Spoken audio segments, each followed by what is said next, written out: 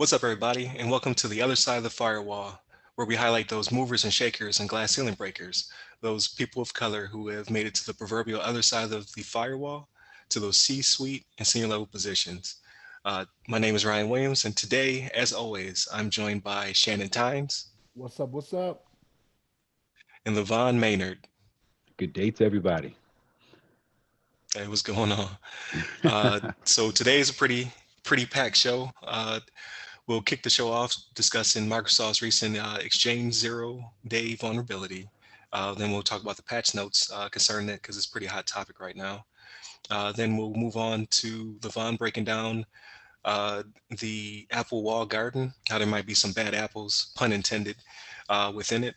And then we'll move on to social media and kids and just protecting your kids and the privacy and just how we feel parenting in this new day and age is going. So without further ado, how's everybody's week? My week's been pretty good. Been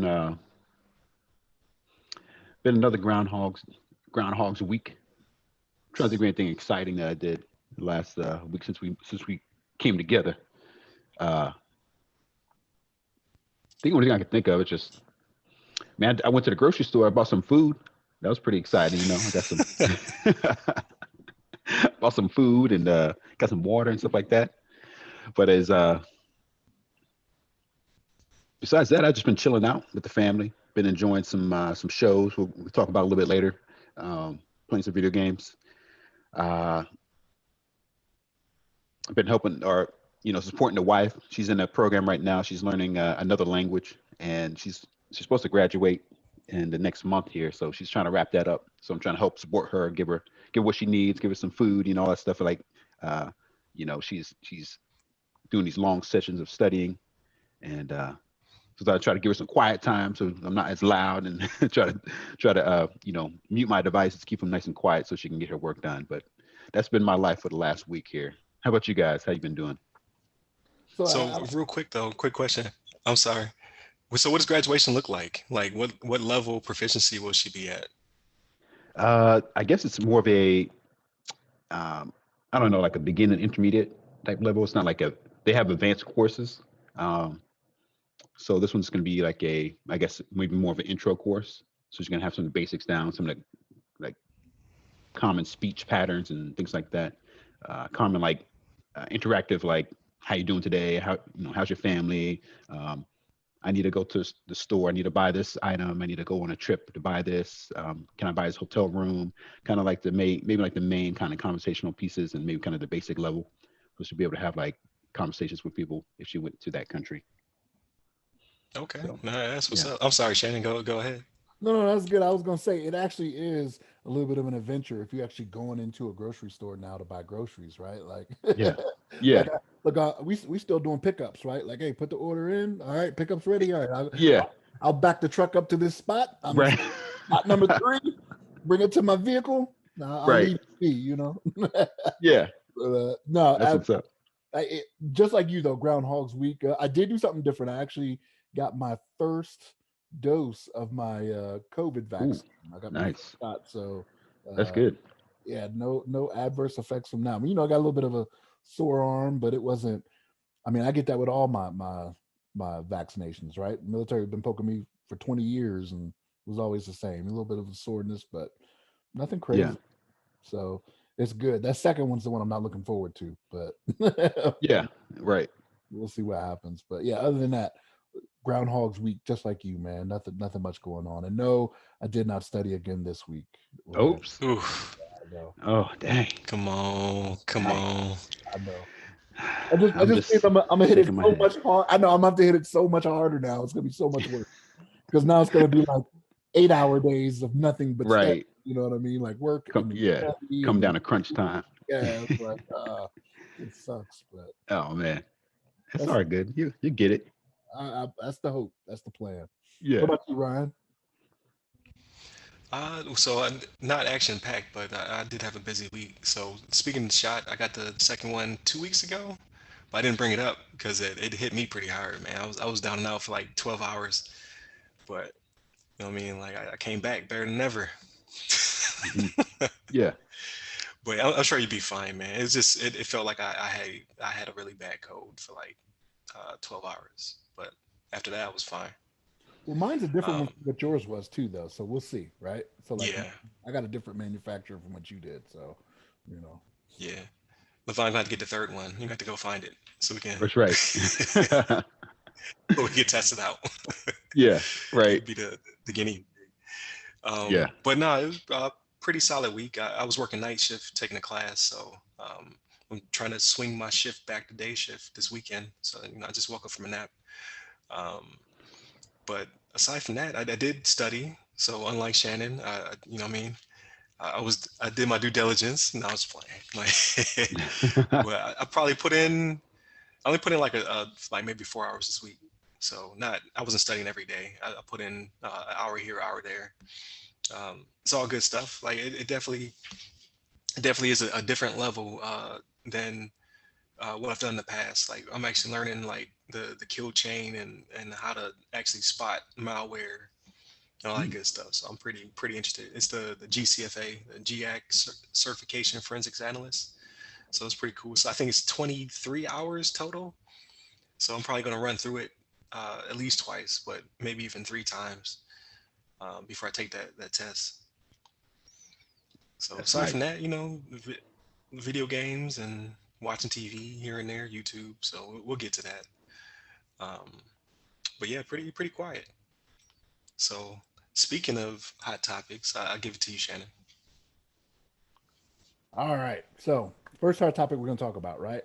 Microsoft says a group of cyber attackers tied to China hit its Exchange mail servers, right? So this is the same stuff we see every week, right? Like somebody's going to get got eventually. It's how it happens. Now, I said this last week, and I'll say it again this week, right? So these were 0 day exploits that they went after for this one, right? So I have a little bit more leniency when it comes to the 0 days because it's not like um, the company was being lazy in what they were doing or anything like that. But this one was this is pretty widespread, right? Because it's Exchange and everybody, a lot of big companies. Let me not say everybody, but there's a lot of companies out there that use that, right? So when it comes to email, I'd be venturing to guess, and again, I'm just throwing a number out here. You probably got 95% of the world that's out there, the business world that's out there using Microsoft's product, right? Um, Now here's the thing: they have patches out there for it, so it's a matter of people getting out there to do what they need to do and make sure that that they're taking care of it. But again, like when you're when you're the big dog on the playground, somebody's always going to test you, right? Like when you have a large footprint like this, it makes it easier for you. So it's one of those things where you just got to always be on guard. But again, a 0 day, right? So the companies themselves, they have to do a little bit better, when it comes to development and whatnot. But this is kind of expected at this point, right? Idle hands. We're still in the throes of. I mean, some states will say different, but we're still in the throes of COVID, right? So, but it's just something that you have to be on the lookout for. You have to always be patching, right? And again, with 0 days, it's a little bit different, but you have to always be patching, always making sure you're on top of these things, making sure everything is as secure as you can possibly make it. Um, but yeah, this is one of those things that, hey, this is the world we live in today. You know what I mean? So I imagine every week it's going to be the next big dog, right? That gets caught with something. So we'll see.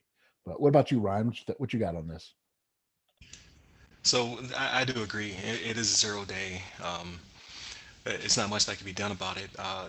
But what was interesting to me was I believe it's only like it's still evolving, right? Like so every day we're learning a little bit more information about it. But I believe it's only on premise Exchange servers. Like it's not the 365. So there is a little bit of hope. Like yeah, there's a lot of companies that still have on premise um, Exchange servers. Don't get me wrong, but those are to our knowledge, those are the targets. So those are the companies that are going to need to go in and actually patch.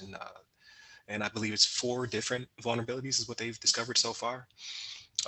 So there's patches for all of those, and it's just a matter of pushing them out. So the flip into patch notes because we haven't done patch notes in a while. So these four vulnerabilities that have been brought up were brought up by the U.S. Cybersecurity and Infrastructure Security Agency, so the CISA. CISA, yes. um, in the White House, basically saying like, "Hey, we know this vulnerability exists. We know it's very expansive." I think they said it's up to upwards of 30,000 companies that they know have exposure to this new vector of attack, and they're like, "Hey, immediately patch your systems. Here are the patches." But now we're into the weekend, and what's being reported is that you have 30,000 companies, maybe 1 in 10 are actually being targeted against, where they can actually attribute this what they believe to be a Chinese uh, uh, national state hacker. Well, I can't think of the term off the top of my head, but state sponsored Right. organization out of China is what they believe it is. Uh, they said maybe 1 out of 10 is actually has forensics showing that, hey, they've been in our systems, but they're saying that only 10% of all affected, it's only 10% of the 30,000 plus have passed their systems. Like, I get, like, I'm in this class and they talk about like don't immediately go to eradication. Like, you need to investigate, then you need to, or I'm sorry, identify, investigate, remediate, eradicate. Right? You have to go in that order because you have to get the forensics, so to make sure they stay out of your systems, make sure that you find all the back doors, all that good stuff. However, uh, they've already been exposed. They already know that you are looking for them, so you need to hurry up. Like 10% is not adequate enough. Microsoft did their due diligence. They pushed the patches out. Now you have to patch your systems. Um, I actually put a poll out on LinkedIn asking people like, do you believe it's due to like the slowness in patching? Do you believe it's due to ignorance? Like people just don't know that they've been exposed. Is it manpower? You just don't have the manpower to hit all your servers to do the patches. Is it a lack of care? Like maybe you have a false sense that you are not being targeted by these bad actors. I don't get that part. Like usually patching goes a little bit quicker than this. I don't know what's taking so long. So so I so I so here's my thing with this, right? So we brought this up a few weeks ago. Remember the whole vCISO thing and whatnot, right? So this is where it Right. hurts.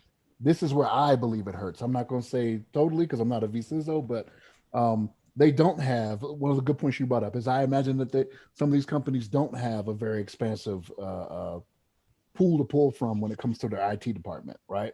So you got your vCISO who's only part time looking at it, right? So they may see this, but they can only put so much time into it. Then you have an IT department that's not as robust as it needs to be to do all of the investigation.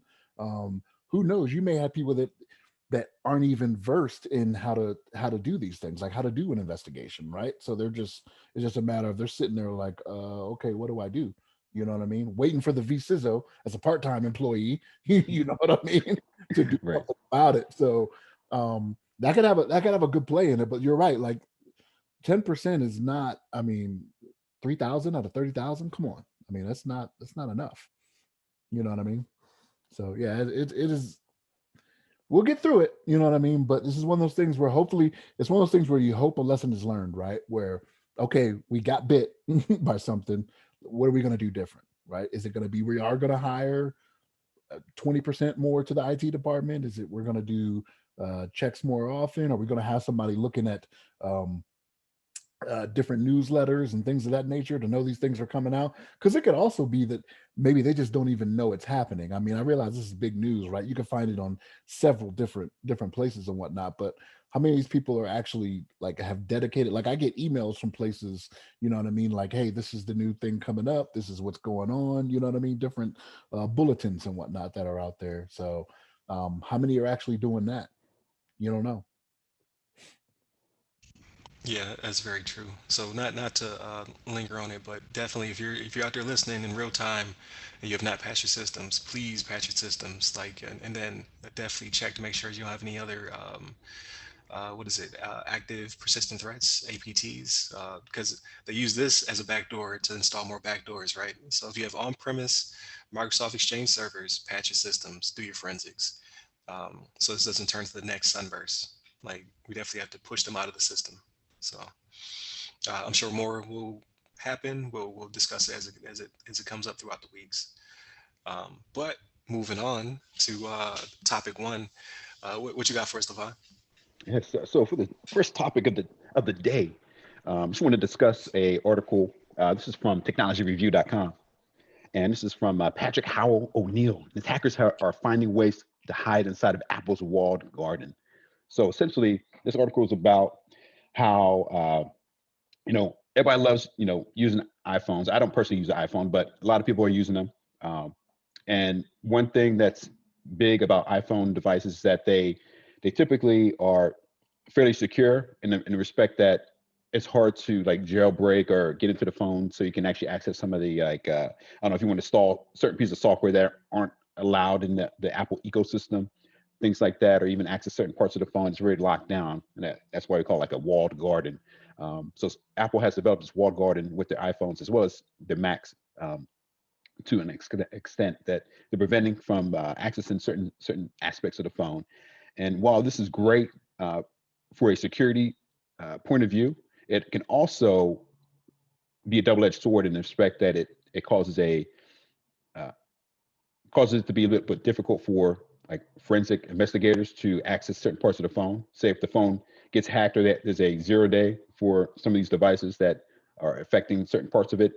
Um, some of the popular tools that these investigators use to scan devices will not work on iPhones because of the lockdown nature.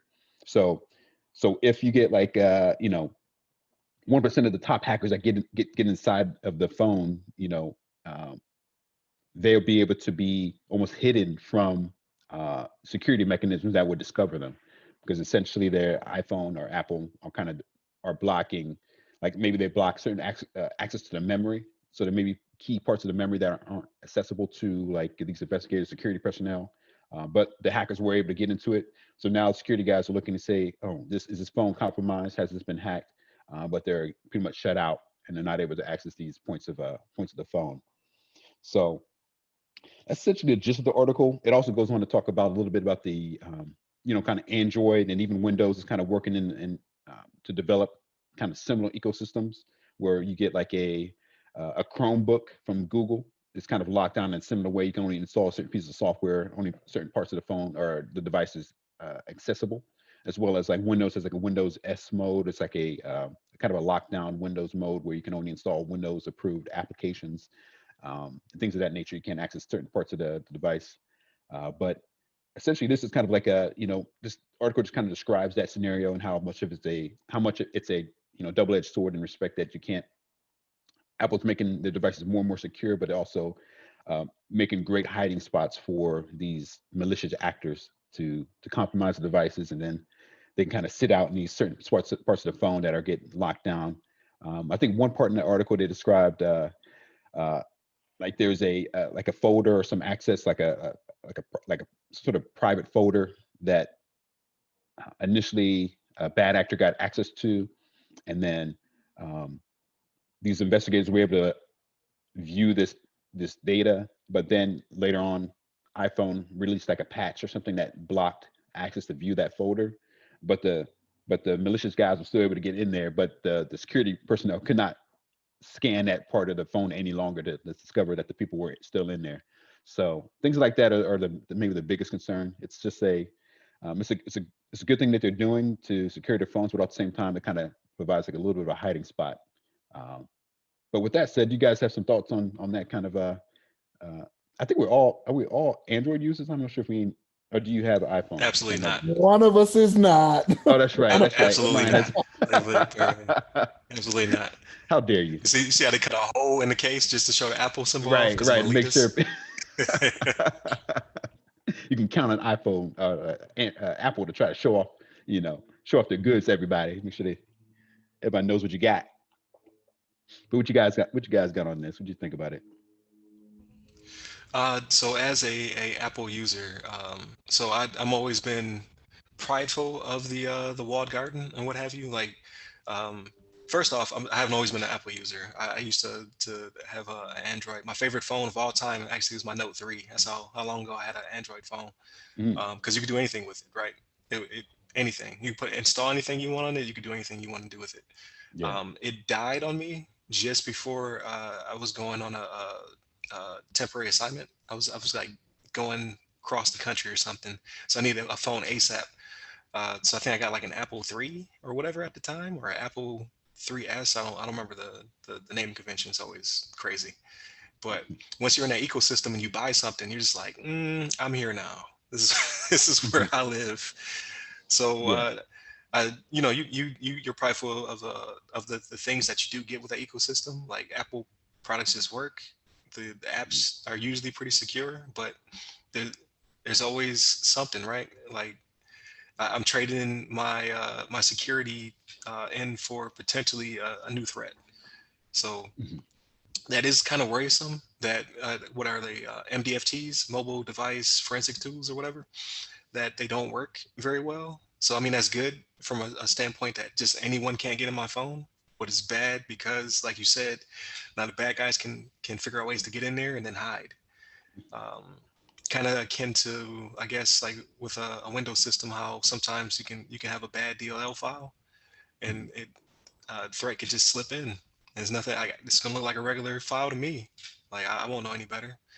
And now you got all my privacy, got all my information.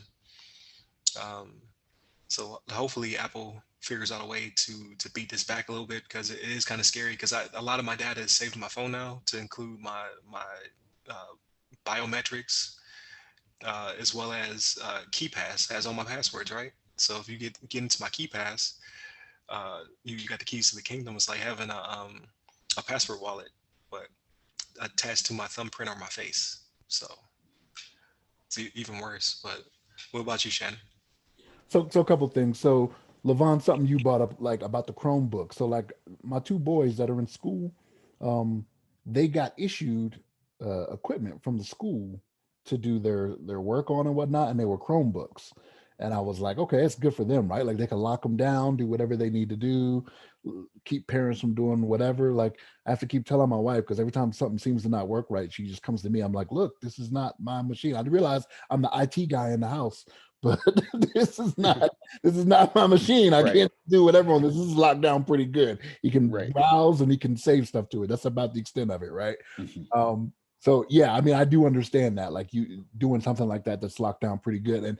And I'll tell you this. So like when we were going over this article earlier in the week, I responded back to Ryan and I was like, I'm looking in I might change over to Apple. I'm looking into this now.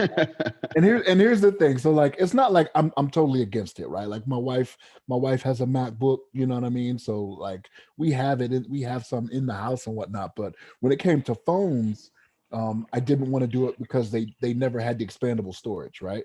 They never had Right. expandable storage, and I don't put anything in the cloud. That's just me. It's a personal thing with me, right? Like I not that I got any type of pictures or anything like that. And again, I'm not embarrassed if I did, whatever. If they got out, they got out, whatever. But I put everything in the cloud. and that's the thing. And so for me, it wasn't necessary because like at the time, Apple had the cloud and whatnot, and everybody would be like, okay, well, space is not a thing on the phones because you don't have any expandable memory in them, uh, or storage, excuse me, uh, expandable storage, not expandable memory. Um, it was a thing for me to where I was like, no, I've had Galaxies for who knows how long now. You know what I mean? Like I can remember back in Galaxy, what are we on now? Like 21. 21. I 21 think. is what they Yeah. call it, but it's like Galaxy 11 or whatever it would be if, Right. if they kept with the same number scheme and not the year. Um, Right. but even then, now I'm noticing that Samsung is doing the same thing that Apple was doing, where they don't have the expandable storage anymore because Mhm. Samsung has an environment where you can put stuff, in a cloud environment now, right? So Mhm. I'm like, well, is it worth it? Is it worth it for me to do it for that? And like you were talking about with different applications and whatnot, like if I wanted to, I'm not saying I do, put something that may not have been approved through the Play Store or whatever, if I want to add it to my phone, I could do so if I wanted to, do some stuff that makes it more open for me. Um, but after reading this, I looked into more of the Apple stuff and whatnot, and I was like, maybe I want to give it a shot, right? Like, because I could keep phones forever. So me having Mhm. the expandable storage, and I save stuff off. Don't get me wrong. It's not like I keep everything on my phone. If I lose my phone, it's whatever, right? Like I save it. I have backup options that I do, but I'm always recording something. I'm always downloading some documents from an email or something. So it just gets to a point where I don't want to spend a bunch of money getting a 512 gig device, you know what I mean, when I could do one Right. that's like 64, you know what I mean, where it's cheaper. And so I don't know. Yeah. It I'm thinking about it. And again, I know I seem like the Apple basher here, right? Because it seems like Ryan, I think you're giving me. I think you usually give me these articles on purpose about something with I Apple or do. what. I normally do. Yeah, yeah. But it might. But here's the thing, right? It might be because I'm the one that's finding them and sending them out, so I seem like an Apple hater, and I'm not. But I don't know. It's something I'm willing to look into because it may the reasons that I was staying away from it are becoming less and less now, right? Like if I like Samsung, I like the Galaxies, but if they're not going to have expandable storage anymore, like what is the point of me doing that, right? Like if I'm going to save it off anyway, I could change it up. I'm sorry, Levon, that I said that. Don't hit me next time you see me. You know what I mean? So Dang, dang.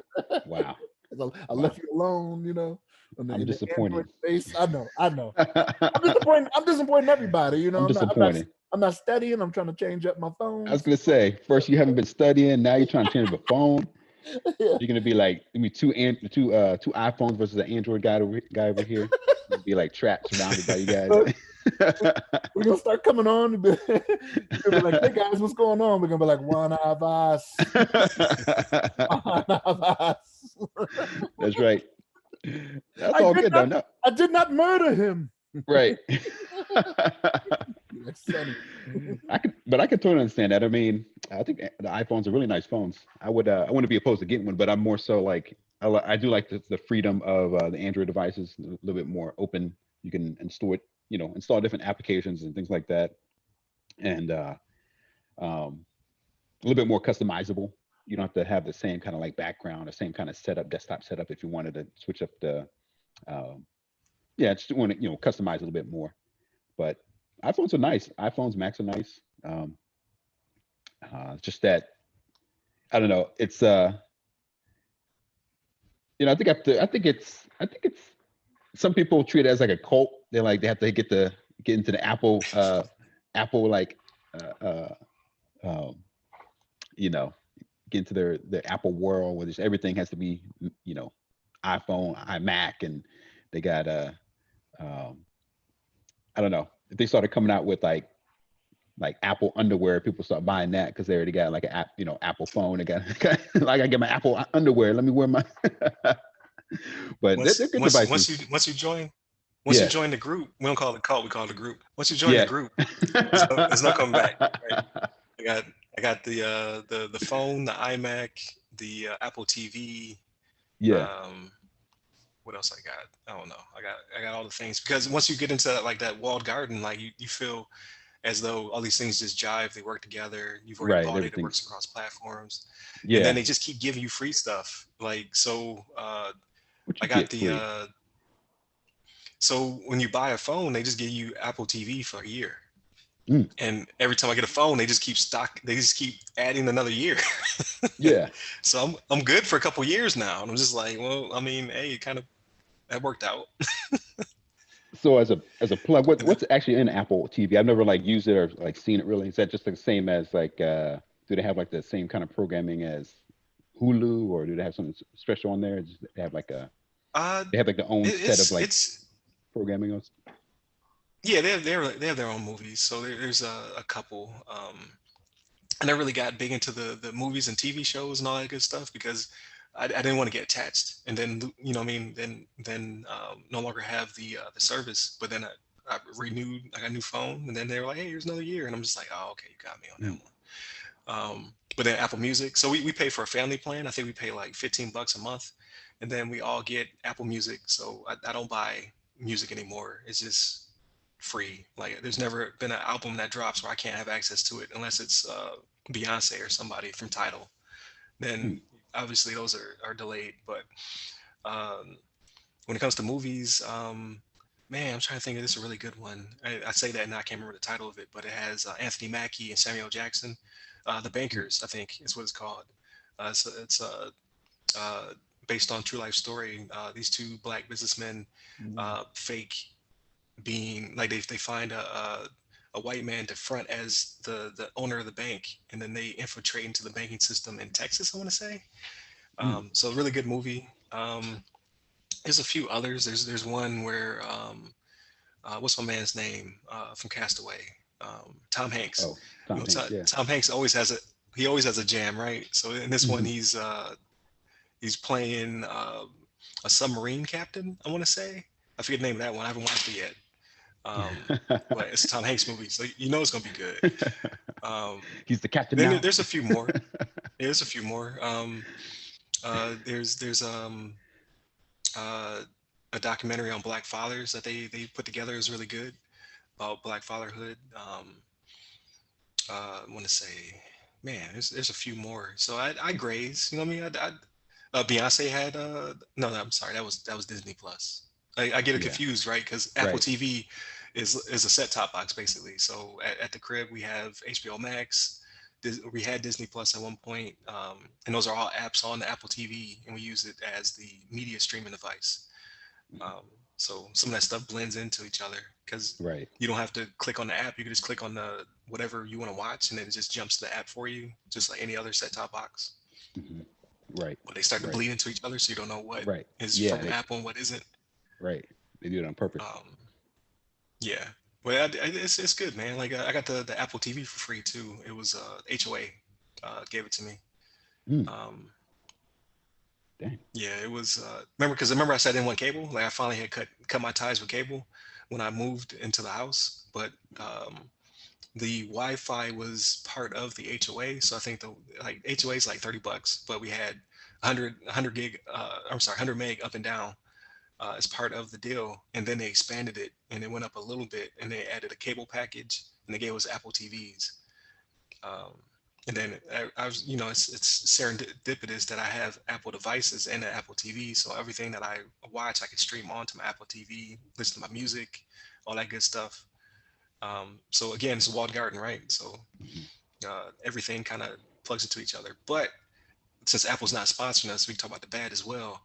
Right. We did talk about how Apple has that proprietary uh, Wi-Fi connection between devices that makes it so simple that was able to be exploited, and then people were able to cut on people's iPhone cameras and microphones and listen to their conversations through walls. So there's Mm, also that implication as well, right? So anything that's attached that speaks to another device can be intercepted. So mm, all my devices are starting to become Apple devices, but again, I'm opening myself up to pretty big vulnerability. mhm. If if bad actors want to get into one device, they can almost get into all the devices. At least with that exploit, which has been patched. Um, I think last fall they patched it. So Hmm. Dang. That's what's up. something to consider. Yeah. Like I love it though. I love the synergy between the devices. I do want to. Oh yeah, because the boys have uh, iPads as well. So Mhm. iPads, iMac, iPhone, Apple TV, all the things. Oh, iPods. Everybody got iPods now in the house. Mhm. Um, and all these things speak to each other. So I Right. love it. But at the same time, I'm opening myself up. Yeah. Yeah. That's one good thing about another. I'd say another good thing about the iPhones and Apple products in general is just that they have a kind of a, like we said, like a walled garden, a closed off environment where um, when when developers are trying to make applications for their devices, they don't have to be considerate of a variety of like producers or manufacturers per se. Say if you have, for Android, you have Samsung making phones, you have OnePlus making phones, you have all these different like phone makers, and so they have to make the application as well as the software itself make it like compatible, universally accepted amongst all these devices. What Apple has, they make their own products. They don't allow you to really install Apple, you know, on other like non-Apple devices, or you can't like you don't have like third-party manufacturers making iPhones on like Samsung making the Samsung phone with iPhone operating system on it. So it's like that helps developers make their applications kind of like very efficient and very like compatible with all the devices, and it's going to be it's not going to have any bugs or hitches where you're trying to like you know navigate the application and it's kind of slow, or it's like it may get locked up because you're on a certain device that they didn't really fully test, or that they don't make it a completely extreme line for. So that's one good thing about the iPhones, that I think that helps them to be, I don't know, just for their devices to be a lot smoother in some sense, for some of the applications to be a lot smoother because they don't have to worry about, the universally accepting the application, but also kind of locks them down to their own environment where, um, for example, I don't know the statistic right now, but I know Android operating system in general, Android phones are more popular worldwide than iPhone by a large margin, just because they're compatible with all these different devices, and a lot of companies use that, especially if they're open source, or they're the open source operating system that they can install on different devices, and they can modify it and tweak it and customize it for their own business. So that kind of locks down Apple to their particular devices. I mean, I suppose if they open it up to the world, let people install it on all kinds of other devices, it would give them probably increase their profits, but also would it'll cause them to lose a lot of the the tight knit, like walled garden, streamlined, compatibility with their applications, things like that. So it's something I'm sure that they've thought about, and it's a big, I think it's probably a big selling point for them as well, to kind of say that we have our own, we take care of our own devices, and we know that they're going to be as fast as they can be because we made them that way. So it's a pro and a con there as well. But I don't want to dive too much into Apple world. I know we've been talking about this for a minute, and I think we have Yeah, another, with yeah, another topic that we the want to Apple cover. Podcast. Yeah, I was going to turn to Apple Podcast. I want to, I want them to take it over, even though we're streaming on Apple. We're streaming on Apple Podcast too, right? Yeah, yeah. That's Yeah, actually we get the most streams on that side. So yeah. there's that as well. So we'll give a They shout out to got me. Apple every They now and got then. me. Yeah, they got you. They got me. Um, but yeah, so topic number two. So typically when I do the run a show, I give you guys an article. We kind of dissect it. You know what I mean? It's based on something that someone else has produced. However, this time I wanted to switch things up, and I kind of wanted to talk about social media and kids and their privacy. So this what inspired me this week was a video produced by one of my connections on LinkedIn. I actually can't remember her name. I'll try to pull it up while we're talking, but basically, Dana, she was kind of Dana, giving parents a heads Dana up. Mantilia? Was it Dana Mantilia? Hmm? Dana There you Man. go. Yeah, I'll tag her or something in this video. Give her credit, but it inspired me because she was talking about how Snapchat has maps. So in Snapchat, which I only have a Snapchat chat account because my daughter has one, um, you can tell your friends where you're at. Basically, they'll beacon like, "Oh, I'm at the park." Like you don't even have to say it. It's just you pop up on the map unless you restrict that. So basically, what she was saying was, definitely look out for your kids and make sure that they don't have this feature on. Make sure that they're ghosting their friends, basically, because they don't always invite just their friends to be their friends on social media. So you'll have some complete stranger knowing the location of your child just because of they did a Snapchat at the park. So it's like, oh, okay, so and so, is at Eastwood Park. I just made it up. I'm gonna go there and basically stalk them potentially. You know what I mean? There's always the potential of weirdos being on the internet, right? Because it's a very weird place.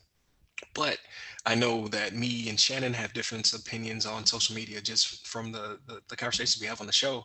And then I'm sure Levon also has his opinion on kids and if they should have social media and all that good stuff. So I kind of just wanted to open it up to everybody and kind of give their advice, both as a parent or as someone who has, nieces and nephews or, will have kids in the future. And just your opinion on how much is too much social media, and then how do you protect your kids or your loved ones on social media. So I got a lot to say about it, but I'll let you guys go first. So Levon, let me jump in first on this one. Yeah, So I was going to say I'd like if you guys go first on this because you guys You have about to you about very to, you about to jump opinions, and jump I off the can be top like, rope? the moderator in between.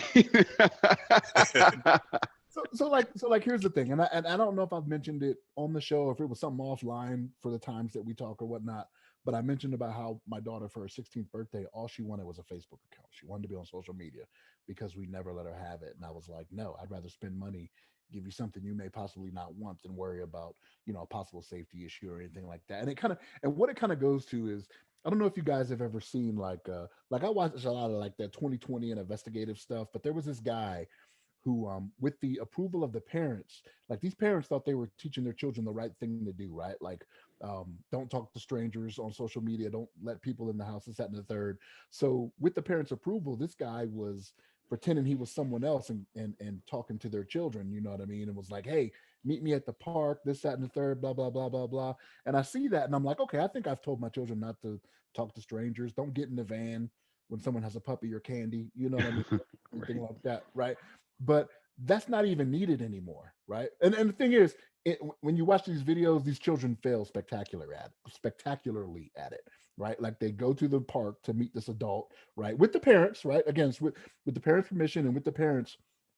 And so they go and they could get snatched up, but like you don't even need that anymore because you got photos that are getting tagged, tells you how long ago the photo was taken, tells you their location. Things like this I worry about. Like it's one of those things where as much as I think I taught my children the right thing to do, they're always going to do what they want to do. I have not forgotten from when I was a child, right? And my parents told me, don't do this. And I was like, I think I know better. You know what I'm saying? So, so Try to stop I, me. exactly. I'm not naive enough to believe that I did not pass that down to my children, right? So for me, it's one of those things where I think it's more of a, and social media to me, social media is the devil. I'm like Bobby Boucher's mom on this, right? Like social media is the devil, right? Even Damn. but no, I mean I don't want to take it too far, but like because when you look at some of the stuff that people put out there, right?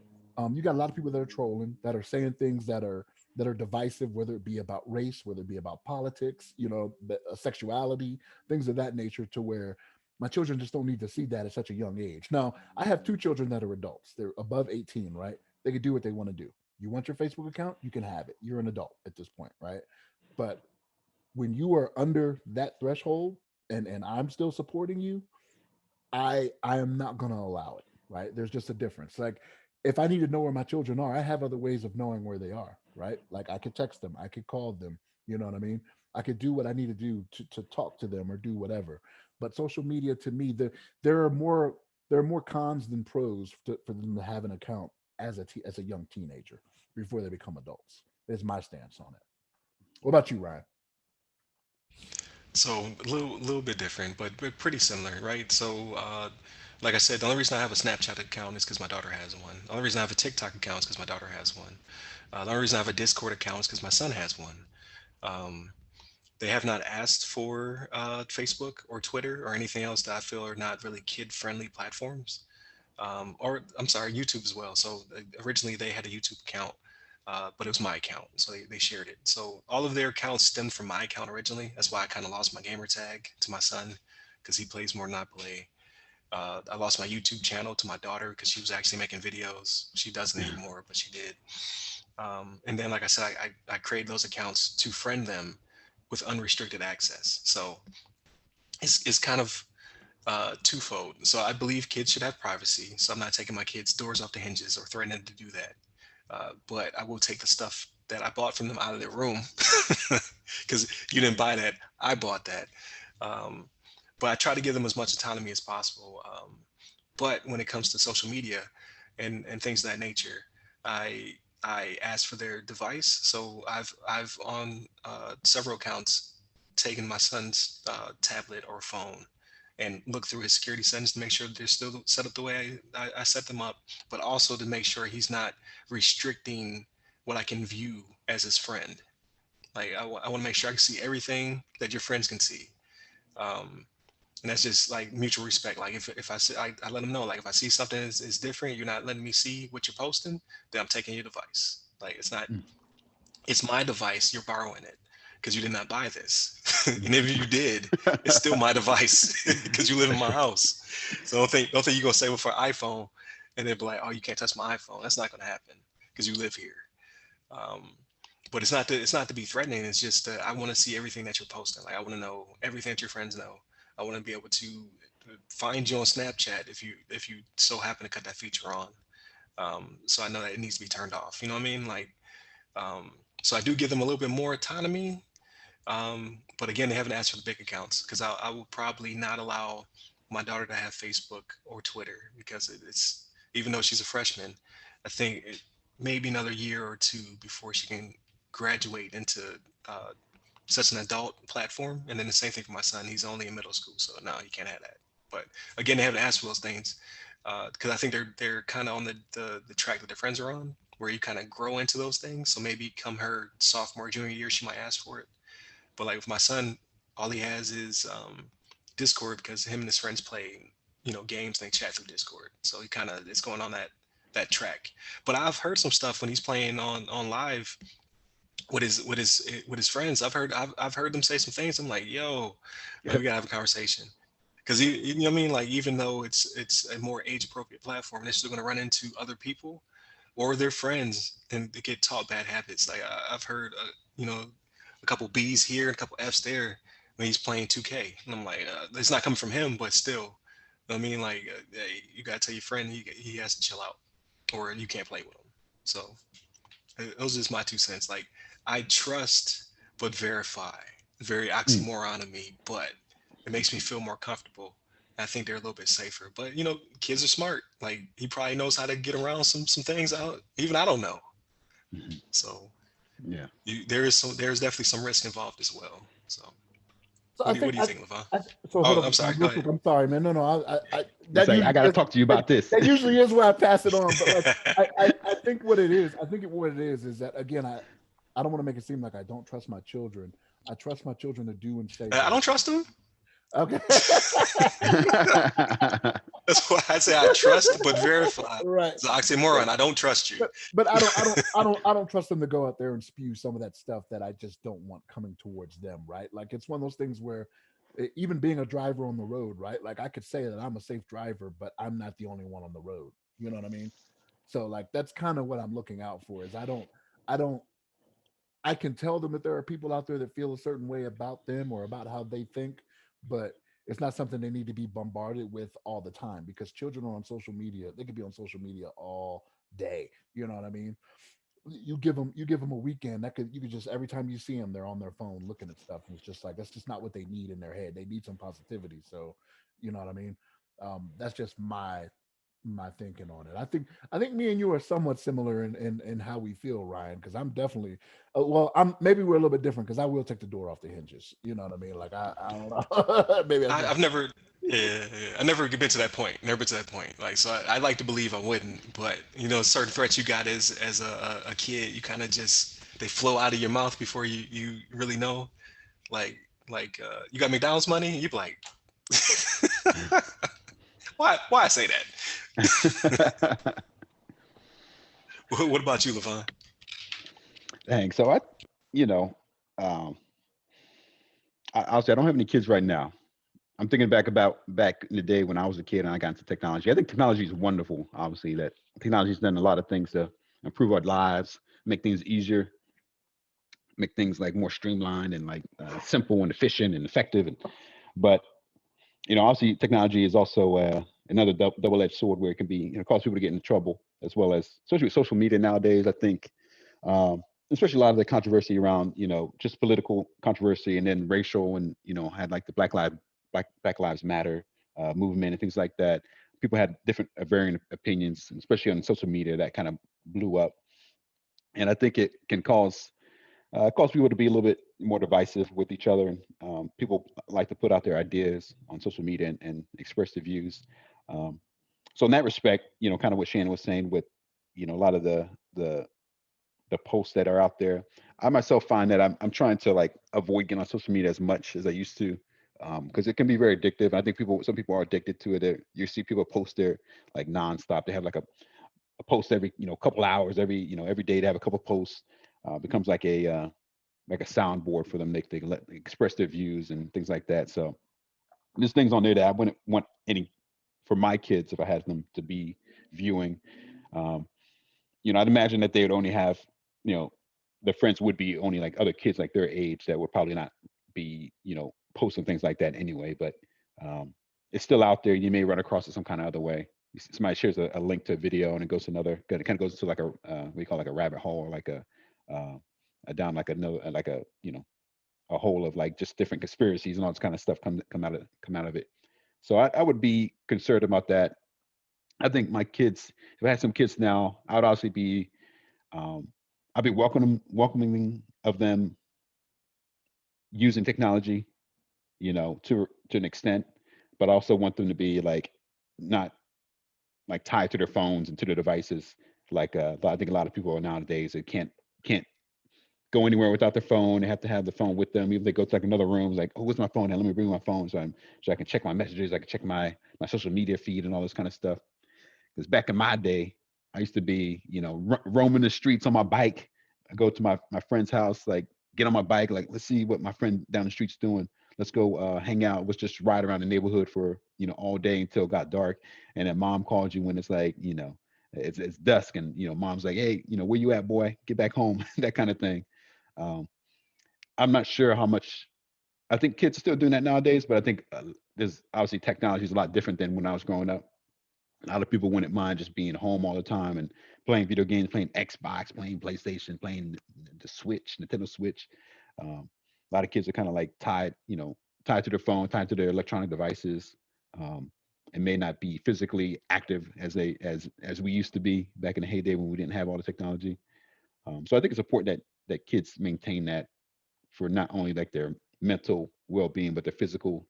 Uh, but I think with social media in general, obviously the concern with the tagging of location and also we have like a lot of facial recognition technology, so they know like you see your face in the picture, they know they know that's you, and they can find you another picture someplace else on the internet, or um, that kind of like you lose a lot of your privacy in that respect.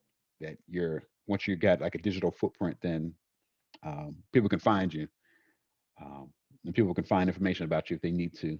So it's kind of like that's a concern, and I think I would wait till a certain age to let my kids be able to like use that kind of technology to get on and maybe post some pictures about themselves and stuff like that. And I think education is very important. You got to teach the kids as much as you can. I mean, I'm sure they're young and they're very like impressionable, and they're like, oh, that's not a big deal, dad or mom or whatever. I'm not worried about that. They don't know like the little dangers of it. They haven't seen the dangers of posting it social media and putting their location and somebody kind of creeping up on them and saying, hey, I know where you're at now, or like let me, I got some candy for you, little boy. Come with me in my van or something like that. So I think that's obviously a big concern. I think educating the kids as much as you can, letting them know about the dangers, um, and using your parental controls and parental powers to make sure that they are aware of how much or that they are limited in how much they can access, and that they're aware that if they mess up that they won't have access anymore. I think just like Ryan was saying earlier, I think it's a good respect, good thing to have with the kids to make sure that they understand and that they respect their father, respect that they are given this access, and they know that it's not a given, and that they have to kind of earn that access to be able to get on the media. Because I know kids, want to talk to their friends. Obviously, they go to school, they make friends, they got all these people they know. Um, if they're not meeting them on social media, they have to like get over to their house somehow and hang out, to talk to them or call them on the phone like old folk, like the old fashioned days. Like I used to call my friends on the phone. Hey, how you doing today, my friend? Whatever, whoever friend I was hanging out with, talking to.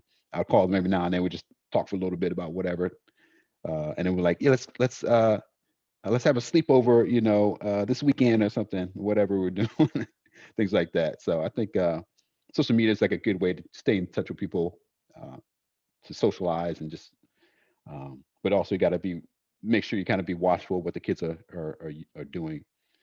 And I think I remember back in heyday when I first got a computer. I think I was a pretty good kid. I didn't really get into like any dark web stuff. I wasn't like looking at some raunchy sites really when I was growing up. I remember just like get on the computer. I was like just just trying to search things up for the first time. Like how do I and I like install random games. I try to find free games and stuff like that. I go to like maybe I go to some chat rooms and just like uh chat about stuff like mostly like I find like anime and things like that back in the heyday. Um, but I think I was pretty good, but at the same time, that was kind of like more the beginning stages of technology, where it wasn't as prevalent as it is now. People, not every person had like a computer in the home. Not everybody, nobody had like cell phones really back then. At least not the smartphones like we have. But it was a different time. So I So, think, yeah, yeah. What you have so, to say, so Shannon? so here's my thing on this, right? So, like, to piggyback off something you said, right? Like, what is that age, right? You brought Yeah, that up. What is that age when you do this, right? And right. I'll volunteer that I'm the oldest one here, right? But like I can remember, I can remember I was 10 years old. I was 10 years old when I first went to a friend's house and was watching a porno movie. You know what I mean? Mm, Now here's why I say this. Here's why I say this, right? Every generation, you got to think that age or whatever that uh mark is getting lower and lower, right? I wasn't supposed to be at 10 years old going to my friend's house watching these porno movies in a dark room, like, oh man, what is that? What yeah, I don't know yeah. anything about any of that. They weren't teaching me that in school. I hadn't had to talk with my parents yet. You know what I mean? Mhm, So, what is that age now that my child, like my youngest child, is going to be 4 or 5 generations away from me? By the time this all, not that much, three or four, 3, 4 generations away from me before. Okay, I was 10. Is it going to be 5 for her? You know what I mean? Is it going to mhm, be 6 for her? Like, what does that age go down to where it's like they're doing the stuff that I was doing that I think I know to look out for, but it's just not the same. When I was 10, there was no cell phones. You know what I mean? Well, there were. They were like the big Zach Morris cell phones on Saved by the Bell, but you Right. mhm. know what I mean? But like we didn't have them. I wasn't carrying one of those around for my mother or my father to call me. Um, so where is that line going to be? And I think that might be why I'm how I am, because I don't know where it is, right? Like I know before my oldest son, before he turned 18, like I could hear him in the basement. His room is behind where I sit to watch TV. I could hear him online, and there's some things that he said that I was like, don't let your mom hear that. He's got headphones on, so I can't hear what's being said to him, but I hear him saying some words that I'm like, you sound like me playing video games. You know what I mean? like, but but at what point, like, do I say, okay, this is okay, right? Like, can my son say certain things at this age? Yeah, okay. But when he's not within earshot, I don't know what he's saying, and I just try to limit that as much as I can. And maybe that's why, is because I don't know what the age is, right? I just think about myself and how it's getting sooner and sooner for children as generations go on. Mhm. Yeah. Which is true. So I can definitely understand that, and that definitely does give me some concern. Because I was around 11 or 12 or whatever when I started sneaking my uncle's magazines and watching his VHSs and whatnot. But that was still kind of the equivalent of today. Like I still found access, and they like, yes, access is easier for them, and then you definitely have to do a lot of cyber hygiene. So parents should be putting on the parental controls. They should be, like I said, you should friend your, like if you give your kids access to a platform, they should definitely be your friend, and that should also hopefully keep them from saying and doing certain things. You should definitely turn off geotagging. You should definitely, make sure there's no metadata in their pictures and what have you. Like, there's a lot of hygiene. I think that should be another topic. Like, maybe I should put something together where we could talk about just different mechanisms to filter what they can see, as well as to make them have a smaller footprint online when they are online. But I just don't think you can stop everything. So like I should not have had access, just like you shouldn't have had access. We still found it because kids will be kids. Like it was not given to me. I had to go get it. So they will do the same. It's just that they have the means of doing it from the screen in front of their face. So they can get to it a little bit quicker. But you still can put filters and restrictions and what have you. Like he could have locked his door so I couldn't get in there to get the material, and then make sure I rewound it back to where I found it so I wouldn't get caught. You know what I mean? Like kids, like no one taught me to do that. Like I used my little brain at the time, was like, you know what? I should probably put this back where I found it at the same time I found it at, so he doesn't catch on. So I can keep, watching this material I shouldn't have had my hands on. So Mhm. kids are gonna be kids. You just you, Right. you just have to do the best you can as a parent to restrict as much as possible. And that was within my own home. Like God forbid you let your kid go on sleepover. What will they be exposed to? That's true. Right. Um, Kids were finding porn on their GBAs, or not. It wasn't Game Boy Advances. It was on the 3DSs, the clamshell Mm, uh, handhelds, because people would search up adult material, and then when they went to turn it into GameStop, and it wouldn't get wiped. So mm. the next kid would get it, and then it was a thing. It was a whole thing where GameStop had to start wiping devices better because kids were getting a hold of porn through like Game Boys and things of that nature. I thought So they always, it's a I thought thing. they always wiped them. That's the thing. I thought they always wiped them before. They do now. They do now. There was a point where they saw they turned the turnaround was so quick that they weren't catching it, and there's lawsuits. Like you exposed my kids to adult material. Like, well, we didn't put it on there. Like, Right. that Right. was gamer so and so. Like we got the paperwork, but it wasn't good enough. So we had to get better at cleaning it. So I think that should be a topic to itself. Like I'm very interested in trying to give those tips to parents and what have you. And then maybe learn something while I'm out there. I probably will find some stuff and I'll be like, oh man, I didn't even know. Hmm. I didn't even know Right. kids could do this. Right. So it'd That's be true. some good research. Um, but not Yeah. to linger on it for this go around because I think there's some good stuff to be had in the future. But we can move on to what we've been playing or watching. So what have you guys been consuming this past week? Yeah. So for me, I wrapped up Warrior on HBO Max, which was like phenomenal. I really enjoyed that series. It got even better as it came to a conclusion. So I found out while at the end of it, just kind of looking it up, that they kind of ended it on this last season, season two, um, because it was being produced through Cinemax, and they decided to stop all like scripted programming, pretty much cancel all the scripted programming content due to COVID. And I guess they didn't put any kind of schedule for it to be, you know, uh, you know, restored or restarted after the end of COVID. So it's like it's kind of like sitting in this kind of limbo. I guess it's essentially it's like canceled for now.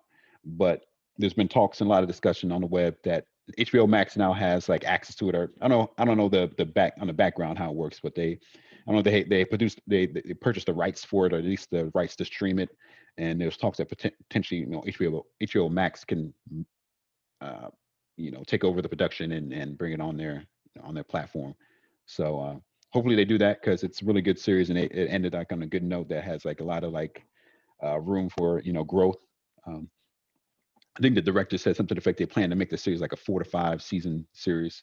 So, and I like that too, that they weren't trying to make it like an 8 or 9 season series, because some series like go on forever and they become very very dumb. They no longer have the same spark they had when they first started. So I think a 4 or 5 season uh, for this series would be perfect. Um, but I can't say enough good things about the series. I think it's really good. They did a really great job. I think I think if Bruce Lee was around to watch it, he would be very impressed with it. Um, I think they did a great job.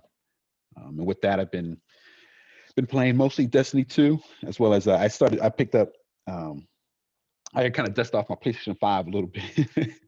And I played some Miles Morales. I'm sorry about that, Shannon. I dusted off. It was collecting dust. I'm so bored with it. Dusted off a So little you bit. dusted Play a it little off. Miles Morales, but I need to like get back into it and kind of finish. I know it's like super long game or anything, so I need to get back in there and finish it off. But I played a little bit of that, and um, Sony actually added. I'm not sure if you guys have PlayStation Plus, but they put Final Fantasy VII Remake on there. Even already owned it, but Yeah. I thought that was pretty big that they did that. That's a pretty popular game. So I need to finish that game off as well. I haven't finished it off yet, but that one I need to finish off. Breath of the Wild on the Nintendo Switch. Those are kind of like on my queue right now. But I think it's my main things. How about you guys? You guys been watching or playing anything cool lately? Not from me. Uh, like I'll go through and look at stuff. Well, let me not say that. I watched the investigation on HBO Max. It's so you remember Kim Wall, the guy that took the female in the submarine and chopped her up a couple years back. I don't know about that one. No. Yeah. So No, What? not at all. yeah, it was a real news story, but they did like a, it's not even a documentary, but they did like a 6 part series on it, and HBO Max has it. And it's actually in Danish, so I'm reading subtitles the whole time, but they're going through like the whole investigation because this guy like changed his story. Like first he dropped her off on the land, and then then she hit her head. Like his story kept changing every time they found more evidence, and they're doing it from the police point of view of how the investigation was going.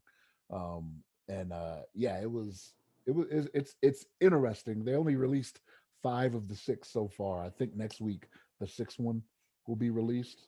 But yeah, I've watched that documentary. I don't know. I kind of go in ebbs and flows in what I'm watching. Like I'm watching a lot more of the documentary and other stuff. I've watched what's the name of it? It's got Hill Harper on it.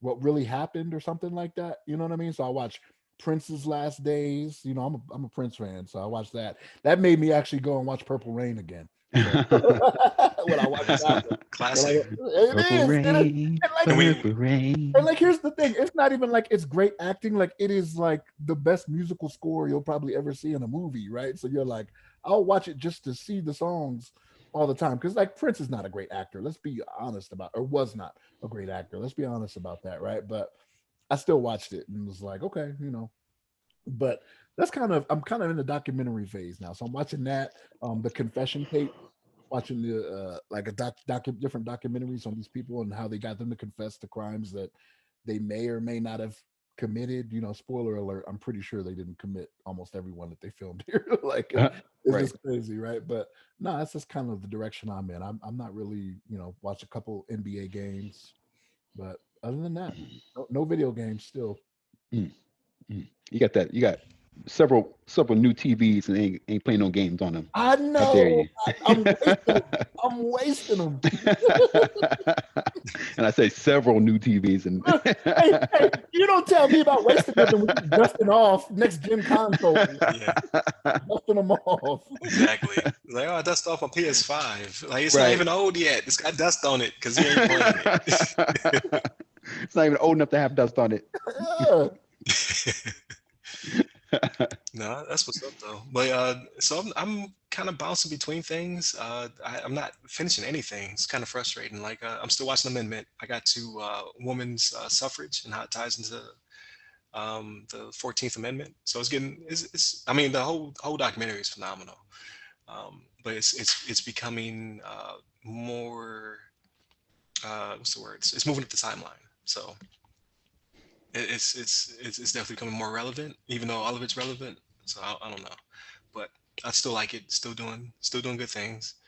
Um, what else? I started a movie, didn't I? Oh yeah, I started some weird South Korean sci-fi like Space Sweepers on Mm, Netflix. It's like a 2 hour movie, and it's just weird because I've been trying to get my sci-fi fix on, and there hasn't been a lot of sci-fi content because of COVID. Pushed a lot of my shows back, like all of my Netflix stuff. I don't have access to HBO Max right now, so I've been deep, getting pretty deep into Netflix, and it's always weird to see the perspective of other countries in their movies because usually it's always the U.S. led, the U.S. is like the superpower, but like in this one, like literally they got the Korean flag, the South Korean flag on the side of the ship, like the baddest ship in space. They like one up in the U.S. ship. It's kind of funny, mm. like just to see Yeah. the world doesn't revolve around us, all the time in media. But it's long. It's like a 2 hour movie. I was like, it's could have been a show or something. Mm, Um, Aside from that, I'm trying to finish Hades on my Switch. And I'm trying to mm. finish Control on the PS4 Pro. And I'm not finishing either because I just keep biding my time between the two of them. I need to get focused because I Mhm. got to beat one of these games so I can move on. Yeah.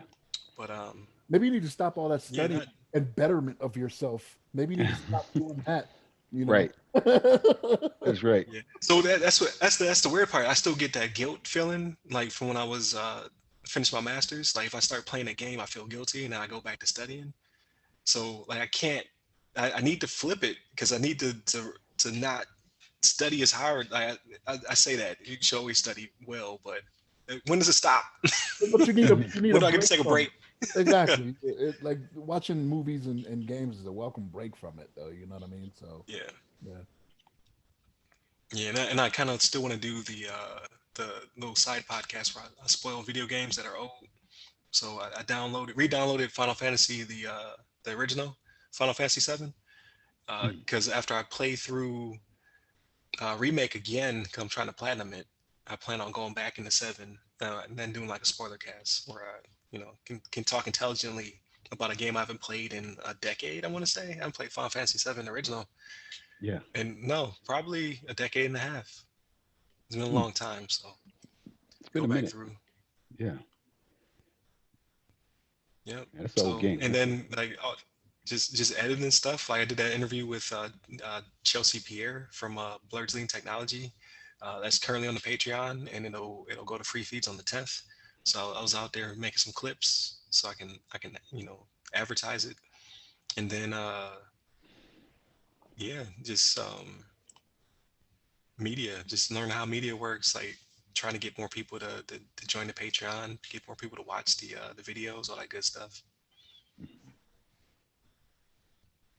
Yeah, trying to make the big bucks. I see what you're doing over there. You're trying No, man, it's to. about them networks. I want people to know I know what I'm talking about, so Right. they can hire me. Right. So I want Right. to be somebody's V Sizzle or regular Sizzle. I don't care any type of Sizzle right now. Like That's right. I want a job Right. in the future at that level. You know what I mean? So trying to Hmm. get content out there so people know. Hey, like oh that guy knows what he's talking about. Right. I'll hire him. Absolutely. So, It's important. You got to have that network. You got to get those people, get this, yeah, get those networks built out so you know these people in big places and you can, they know that you do good work, that you're a smart man, and then they can, they hire you up right away. They'll be like, oh yeah, hell yeah, get Ryan up in here. He's out the military now. Let me get him. Let me get him on this, yeah, on my pick me team up. now. Yeah. That's what's up. Definitely. Yeah. I But definitely see yeah, big but things for you. so hey, I appreciate it. Like all of Yeah. us. Like Shannon's gonna be Smiles visas because he keep talking about him. You know what? It That's was right. crazy is after we talked about it, and I'm starting to run into him all the time now on LinkedIn. So I got lots of questions. Like I want to have one of them on just to find out like uh, how it works. You know what I mean? Like, is it like because not to say we bash it, but because we're not as versed in it. We only had that article where they talked about fraction of the time, fraction of the salary. We have, you know what I mean? We already have a bias against it. Like I want to get somebody on and be like, hey, so how does this work? You Yeah. know what I mean? Like maybe I'm missing out. Maybe I should be Spice Visas as well in future. Like what is Right. that industry gonna look like? So Yeah. I think that'd be good. definitely. I'd be interested to hear that interview too and get something like that together. Yeah, if you out there and I've contacted you, please respond. I'll put some fillers out there, man. I'm trying to get some people. I think Chelsea is going to definitely open up some doors. I think the interview was really well. It went really well.